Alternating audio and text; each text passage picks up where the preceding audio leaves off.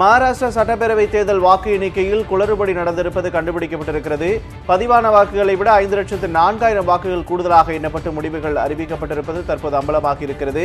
வாக்குப்பதிவு எந்திரத்தை மாற்றி வாக்குச்சீட்டு முறையில் தேர்தலை நடத்த வேண்டும் என எதிர்க்கட்சிகள் வலியுறுத்தி வரும் நிலையில் இந்த குளறுபடி தற்போது அம்பலமாகி இருக்கிறது. இது பற்றிய கூடுதல் விவரங்களை நமது சிறப்பு செய்தியாளர் பால்முருகனிடம் கேட்டு பெறலாம். பால்முருகன், கூடுதல் விவரங்களை பதிவு பண்ணலாம். அது மகாராஷ்டிராவில் தற்போது வாக்கு எண்ணிக்கை முடிந்து முடிவுகள் அறிவிக்கப்பட்டது தீவிரமாக ஆராயப்பட்டு வருகிறது. இதில் தான் தற்போது 5,04,000 வாக்குகள் கூடுதலாக எண்ணப்பட்டிருப்பதாக தகவல் வெளியாகி இருக்கிறது. அதாவது பதிவானதை விட 5,04,313 வாக்குகள் கூடுதலாக எண்ணப்பட்டிருப்பது தெரிகிறது. இது எப்படி என்கிற கேள்வியைத்தான் தற்போது எதிர்க்கட்சிகள் உட்பட அனைவரும் எழுப்பியிருக்கிறார்கள். மொத்தம் மகாராஷ்டிரா தேர்தலில் 66.05% வாக்குகள் பதிவானதாக தேர்தல் நடந்து முடிந்த 2 நாட்களுக்கு பிறகு தேர்தல் ஆணையம் அறிவித்தது. முதலில் அறிவித்ததை விட 2% இது அதிகமாக இருந்தது என்பது குறிப்பிடத்தக்கது.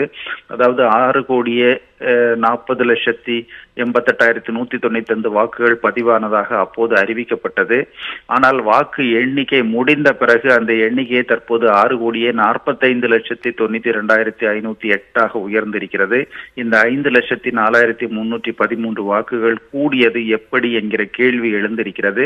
மொத்தம் 288 தொகுதிகளில் 280 தொகுதிகளில் பதிவானதை விட அதிக வாக்குகள் எண்ணப்பட்டிருப்பது இந்த ஆய்வுகள் மூலம் தெரிய வந்திருக்கிறது. அதே நேரத்தில் 8 தொகுதிகளில் பதிவானதை விட குறைவாக வாக்குகள் எண்ணப்பட்டிருப்பதும் தெரிய வந்திருக்கிறது. இது எப்படி என்கிற கேள்விதான் தற்போது எழுந்திருக்கிறது.